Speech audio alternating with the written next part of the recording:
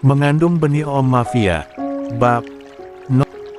Perjalanan ke sana memakan waktu berjam-jam. Susan yang sudah tidak muda lagi, ditambah dengan kesibukan dan juga perjalanan sebelumnya benar-benar membuat wanita itu kelelahan. Namun, ia sudah berusaha sangat keras untuk beristirahat di pesawat. Ketika tiba di New Orleans, ia masih harus berkendara menuju Louisiana. Setelah 2 jam perjalanan, akhirnya ia sampai. Rumah Maria berada di pesisir pantai, dengan kebun kecil dan beberapa rumah tetangga di sisinya. Kedatangan Susan jelas sudah diketahui Maria. Gadis muda itu tampak gugup ketika Susan akhirnya sampai di halaman rumahnya. Berdiri menyambut dengan senyum tipis. "Nyonya, senang bisa menyambut Anda di rumah kecilku ini." Susan memeluk Maria, menatap gadis cantik itu dengan tatapan penuh penilaian. Jika Maria adalah sahabat Ariela, maka Ariela gadis yang beruntung. Sebab, Maria memang terlihat seperti gadis yang baik dan sangat perhatian. Dia tulus. Susan tahu itu. "Aku yang harusnya senang, kau mengizinkanku datang ke sini. Aku dalam bahaya jika menolak kedatangan istri wakil presiden," kata Maria, mencoba mencairkan suasana. Sejujurnya, Maria sangat gemetar. Dia gugup karena cemas memikirkan hal apa yang membuat wanita sepenting Susan Hamilton bisa muncul di halaman rumah kecil yang diberikan Ariela untuknya. "Kau bisa saja, Maria." Susan terkekeh mendengar candaan ringan Maria. Ia menyambutnya. 14. "Masuklah, Nyonya." "Terima kasih." Maria berkata lembut, "Maaf jika rumahku terlalu kecil." Begitu masuk, Susan langsung dihadiahi sebuah ruang tamu yang mungil, dengan kursi-kursi kayu gaya lama yang masih mengilap. Rumah itu mungkin kecil, tetapi rapi dan bersih. Susan duduk di salah satu kursi, Maria melakukan hal yang sama. Dia sedikit malu ketika Susan terus menjelajah ruang tamunya dengan tatapan kagum.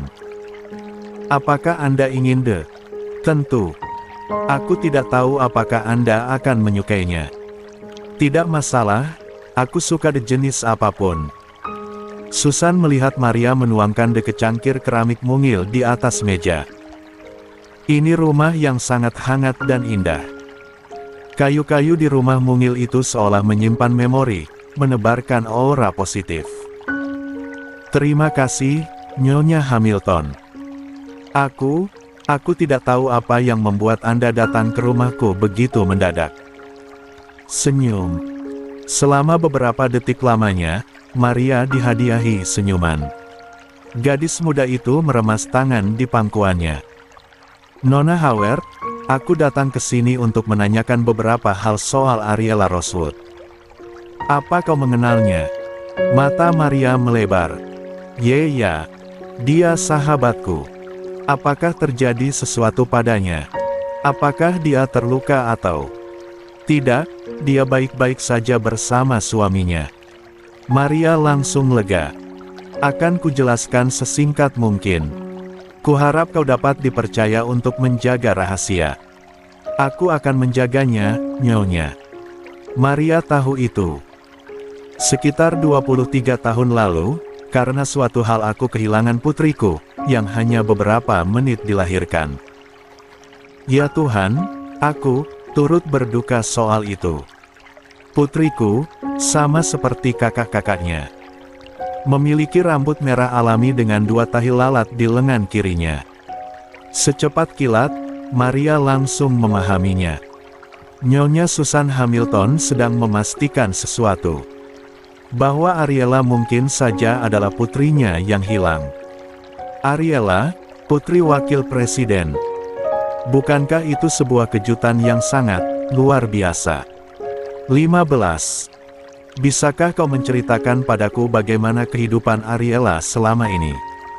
Sejak kapan kau bertemu dengannya, Nona Howard?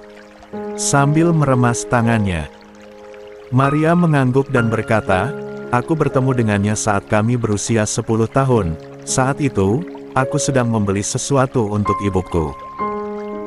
Aku melihatnya mengambil sisa roti dari pelanggan yang tidak menghabiskan makanannya. Dia tampak kelaparan. Aku menawarkan sedikit kue yang kubeli untuknya. Maria tidak akan pernah lupa perjumpaan pertamanya dengan Ariela. Ia tidak akan pernah melupakan gadis 10 tahun berambut merah itu, yang memakai pakaian usang, dengan rambut merah acak-acakan, tanpa menggunakan alas kaki. La duduk di sudut tempat, menunggu seseorang menyisakan makanan di meja. Saat mengingat itu, Maria merasa pedih, dan sejak hari itu ia menyayangi Ariela seperti dia adalah adiknya. Keadaannya sangat kasihan. Oh, Tuhan, Susan tidak bisa menahan air matanya. Tidak bisa jika menyangkut kemalangan hidup seseorang.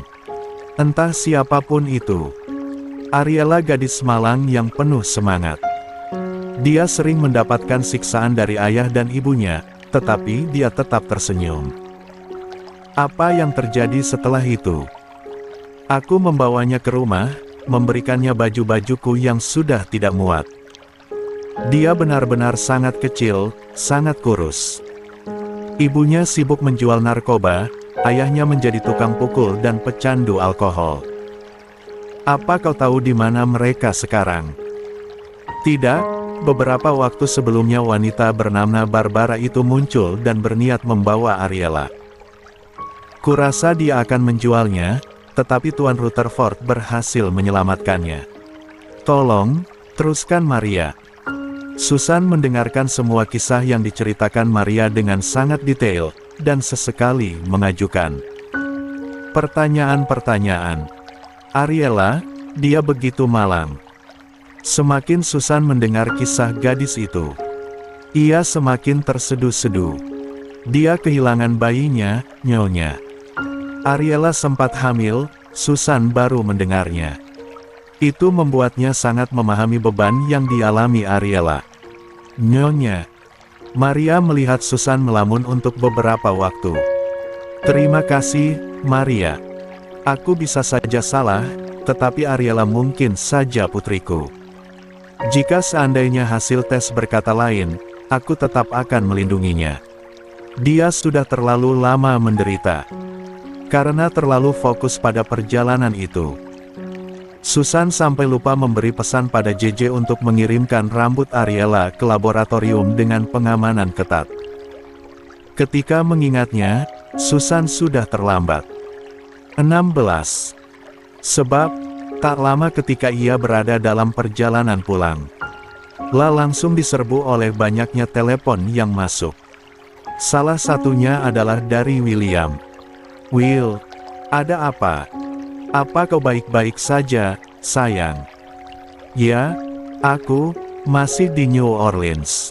Ada apa? Terjadi kebakaran massal di Los Angeles, dan kediaman kita menjadi salah satunya. Ariela tidak tahu apa yang terjadi. La tidak tahu apa yang salah. Tatapan mata Carton terasa begitu asing. Sangat asing, sampai-sampai rasanya menusuk jantung. Pria itu bahkan tidak sudi menatap ke arah Ariela sedikitpun. Dia selalu menghindar. Makan siang yang enak sekali. Ariela membantu menata piring-piring berisi makanan. Ia mual mencium aroma makanan-makanan itu, entah bagaimana. Beberapa hari terakhir ia memang lebih sensitif dan sering mual. Saat memikirkan itu, Ariela tahu, itu mungkin gejala karena ia sering pergi keluar mansion di tengah malam ketika tidak bisa tidur. La terlalu merindukan suaminya, bahkan Ariela kembali ke Red Room hanya untuk tidur setelah mengingat sentuhan-sentuhan Carton di sana. Kini, saat suaminya kembali setelah 2 minggu pergi, ia bahkan diabaikan. Apakah Carton tidak merindukannya? Apakah Carton tidak menginginkannya lagi? Tidak. Ini pasti hanya sandiwarakan. Setelah ini Carton akan menciumnya, memeluknya dan menyentuhnya dengan mesra. Ariela ingin Claudine segera pergi. Ia ingin bisa berdua saja dengan Carlton untuk meluapkan rasa rindunya. Setelah ini aku akan pergi ke kota untuk mengambil beberapa barang. Bolehkah aku menitipkan beberapa lukisan yang kudapat dari lelang di sini? Claudine mengabaikan fakta bahwa Carlton hanya menggeram sebagai bentuk persetujuan. Terima kasih. Setelah makan siang aku akan pergi untuk menemui beberapa teman lama. Aku akan kembali sore nanti. Aku boleh menginap lagi? Ya, jawab Carlton singkat. Pria itu memakan dagingnya dengan geram. Sementara Ariela hanya berdiri di belakang Claudine, siap melakukan apapun yang diinginkan wanita itu. Seperti pelayan sungguhan. 17. Claudine mulai menyantap makanannya. Dia duduk di sebelah Carlton sehingga ketika menoleh, wanita itu bisa melihat dengan jelas beberapa memar dan luka di sudut bibir suaminya. Claudine tahu-tahu saja sudah mengusapkan ibu jarinya di luka sang suami, lembut. Kapan kau akan berhenti berkelahi, Carlton? Melihat perhatian Claudine, sentuhan lembut wanita itu pada Carlton, membuat Ariela yang berdiri di belakangnya merasa mual. La mencoba menahannya sampai matanya berkaca-kaca. Lalu, Carlton melirik sekilas pada Ariela dan berkata dengan nada pedas, "Sampai kapan kau akan berdiri di situ? Pergilah. Tinggalkan kami berdua." Ariela tersentak. "Maaf, Tuan. Baik, aku akan pergi." Maka Ariela pun pergi. Ia mengalihkan diri dengan membawa keranjang menuju rumah kaca untuk memetik bunga-bunga. Bahkan ketika jarinya terkena duri, Ariela bahkan tidak merasakannya. Tak lama dari itu, Katie berkata, Nyonya Claudine baru saja pergi. Dia akan kembali lagi nanti sore. Ya, untuk itu Nyonya harus beristirahat." Ariela memaksakan senyum. Lalu ia akhirnya menyerah, karena Katie benar. Ia harus beristirahat. La sudah melakukan ini dan itu sejak pagi tadi. Rasanya ia lelah sekali, juga pusing. Maka Ariela pun pergi untuk duduk di bangku taman. Memeriksa bunga-bunga hasil panennya. Memeriksa apakah ada duri yang tertinggal. Sementara di sisi lain, Carlton yang baru saja mengawasi mobil Claudine menghilang dari pandangan matanya, dihampiri oleh si tua tukang kebun, yang segera berkata, "Tuan Rutherford, ada yang ingin aku katakan." "Katakan," kata Carlton pendek. Si tukang kebun berujar, "Tuan, saat Tuan pergi untuk perjalanan bisnis beberapa hari lalu, kelinci-kelinci milik Nyonya mati." "Mati?" Nyonya sangat sedih. Dia terus menangis. Kupikir sampai saat ini pun, Nyonya masih sedih. Kurasa seseorang meracuni kelinci-kelinci itu. Setelah mendengarkan si tukang kebun itu, Carlton berbalik dengan wajah tidak berekspresi. Pria itu lalu menemukan Ariela di bangku taman, duduk sendirian sambil menyusun bunga-bunga di keranjang. Ia berjalan lurus, tidak melirik Ariela ataupun terlihat ingin berhenti. "Carlton." Panggilan Ariela diabaikan. Ia terus berjalan menuju pintu masuk samping. 18. Ia mendengar suara Ariela lagi. "Carlton." Namun, Carlton tidak berhenti. Ia terus berjalan ke pintu, sampai kemudian ia mendengar Katie berteriak, "Nyonya." La langsung berbalik. Katie menghambur ke dekat sang Nyonya, menahan tubuhnya yang tumbang. Ariela pingsan. Carlton mengepalkan tangan. "Sial, sial, persetan." Pria itu langsung mengejar, meraih Ariela ke dalam dekapannya. "Brengsek. Kenapa kau terus membuatku khawatir?" Ariela mengerjap, mulai siuman. Ia tidak benar-benar hilang kesadaran. Wanita itu menghela napas berat. "Kenapa kau mengabaikanku, Cal? Kau bahkan tidak sudi menatapku." Carlton tetap mengunci mulut. Dia menggertakkan gigi, sementara menggendong Ariela menuju kamarnya. "Panggil dokter," perintahnya pada Katie. Carlton langsung mengambil jarak beberapa meter, seolah dia baru saja memegang batu bara yang sangat panas. Menatap Ariella dari ambang pintu. Sial. Bagaimana bisa Carlton mengambil jarak dari istrinya itu? La ingin mencium Ariella, ia ingin memeluk dan menyentuhnya, ia ingin meluapkan kerinduan yang bergolak di dadanya yang bagaikan badai ini, tetapi ia tidak bisa. Arthur Rutherford, sialan itu pelakunya. Chip itu akan bereaksi jika dia berada di dekat Ariella. Karena Arthur akan mengaktifkan pemicu rasa sakit dari chip di kepala Carlton. Jika ia mendekati Ariella, wanita itu akan merasakan sakit kepala yang sangat kuat. Seperti pertama kali Ariella merasakannya. Akan ada aksi reaksi jika tubuh mereka berada dalam jangkauan terlalu dekat. La khawatir itu sudah berpengaruh sekarang.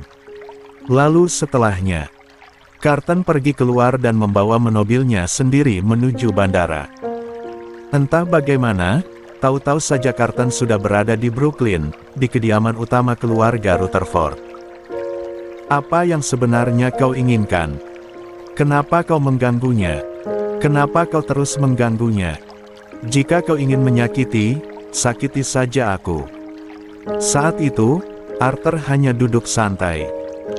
Meskipun kemudian dia mencibir, Carlton, kau benar-benar sudah menjadi budak cinta rupanya. 19. Aku sudah menjauhinya. Seperti syarat yang kau berikan. Kau selalu saja menimpakan kemarahan pada orang tidak bersalah. Carlton, aku bahkan tidak mengganggunya. Kau pembohong. Tidak, nak. Aku memang berkata akan mengaktifkan alat itu. Gundikmu akan kesakitan jika kau dan dia berdekatan berada dalam jarak beberapa meter, tetapi aku belum mengaktifkannya jika itu tidak perlu. Aku hanya memperingatimu lebih awal. Dasar brengsek. Jangan melawanku, Carlton. Aku hanya menginginkan kebaikan untukmu, cucuku. Sejak dulu pun begitu. Kau yakin aku cucumu, Arthur? Siapa kau sebenarnya? Senyum jijik tersungging di bibir Carlton. Jika aku cucumu, aku benar-benar cucu yang bernasib sial. Sekarang, Arthur berdiri. Dia bertubuh tinggi, namun karena sudah berumur, Arthur tidak sebanding dengan Carlton. Apa gunanya menjadi setegap Carlton jika tidak memiliki kekuasaan? Kau harus berjalan pada tempatmu, Carlton. Kau tidak boleh jatuh cinta pada wanita rendahan seperti itu. Kurasa kau sudah menjadi budak cinta, dan mafia tidak melakukan itu. Arthur menghela napas, lalu mengangkat bahu. Aku tidak akan mengganggu gundikmu jika dia berdekatan dengan Claudine. Pria itu menepuk-nepuk bahu Carlton. Dan, jangan sekalipun kau berniat membiarkan William atau istrinya berdekatan dengan gundikmu itu, Carlton. Kau harus melarang mereka mendekat, karena aku tidak menyukainya. Persetan denganmu. Carlton mengatakan semacam sumpah serapah sambil meninggalkan ruangan itu. Membuat Arthur mengernyit. Bahkan dalam kendali chip pun kau tidak dapat dikendalikan sepenuhnya. Arthur memasukkan tangan ke saku celana. Bagaimana jika kau tidak dipengaruhi? Kurasa kau akan benar-benar mengacaukan segalanya. Di luar, ketika sedang menyusuri lorong yang panjang, Carlton berpapasan dengan tamu Arthur yang lain. Seorang pria bermata abu-abu tajam, dengan kekuatan yang tidak dapat diragukan lagi. Der sudah menunggu di sana, seolah tahu Carlton akan melewati jalan itu. Kita bertemu lagi, Rutherford. Carlton mengangkat alis ke arah Der Romanov, yang berdiri dengan setelan rapi dan sangat berwibawa. Kau terlihat tegang. Der Romanov, dia adalah mafia sekelas Carlton, meskipun dia tidak mewarisi kepemimpinan seperti 20. Carlton dari ayahnya. Der dikenal sebagai sosok yang tajam, dengan kemampuan di atas rata-rata. Siapa yang tidak mengenal Der Romanov? Tua bangka itu cukup menyulitkanku. Dare menyeringai. Kau harus lebih bersabar menghadapinya. Kupikir kau tidak akan mudah dipancing sejauh ini, Cal. Jika Jane Sullivan dipasangi chip dan bisa mati kapanpun yang diinginkan keparat tua itu. Bagaimana menurutmu? Mata abu-abu Dare menyipit. Menurutku, sebaiknya kita menyelesaikan ini secepatnya, Carton. Setelah kau mendapatkan sesuatu. Dare menyerahkan sebuah file ke tangan Carton. Aku sudah menemukannya. Anda yakin, dokter? Ariella meremas selimut di dadanya. Menatap sang dokter dengan gelisah. Ya, Nyonya. Aku yakin. Tes menunjukkan bahwa saat ini Anda sedang hamil. 21. Aku hamil. Ya, Nyonya. Ariella bingung apakah ia harus senang atau sedih, meskipun kemudian dia akhirnya tersenyum. Aku hamil. Dengan lembut, diusap perutnya yang masih rata itu. Kemungkinan besar, kehamilannya belum genap sebulan. Ya, tetapi itu tidak apa-apa. Ariella akan menyimpannya sendiri. La sudah belajar dari pengalaman sebelumnya. Bahwa, ada orang jahat yang tidak menginginkan kehamilannya. Mungkin, itu juga alasan kenapa Carton menginginkan istri rahasia. Karena pria itu ingin istri dan anaknya aman. Bahkan setelah dijaga dengan ketat pun, masih saja penyusup bisa masuk ke kediaman.